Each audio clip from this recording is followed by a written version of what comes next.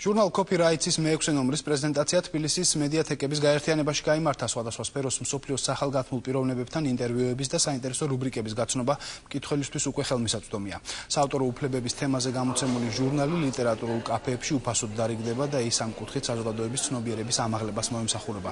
საავტორო უფლებათა ასოციაცია შემეცნებითი ხასიათის ჟურნალს სეზონურად ბეჭდავს. ბოლო გამოცემიდან მკითხველი გაიგებს თუ რა კეთდება ქვეყანაში ავტორთა უფლებების დასაცავად და როგორია სახელმწიფო პოლიტიკა ამ კუთხით. ძირითადი მიზანი არის საავტორო უფლებების შესახებ ინფორმაციის მიწოდება საზოგადოებისთვის.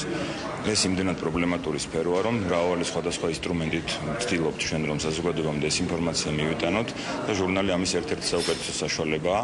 მასში ქვეყნდება როგორც სამეცნიერო ტიპის სტატიები, წმინდა საავტორო უფლებებს, რომლებიც ეხება, ასევე არის ისეთი სტატიები, რომელიც ფართო მკითხველზეა გათვლილი, მათთვის საინტერესოა. სამწუხაროდ ესე მოხდა, რომ ჩვენ ქვეყანას ყველაზე ნაკლები ინფორმაცია ჰქონდა სწორედ ამ სფეროს და ამ უფლებების შესახებ.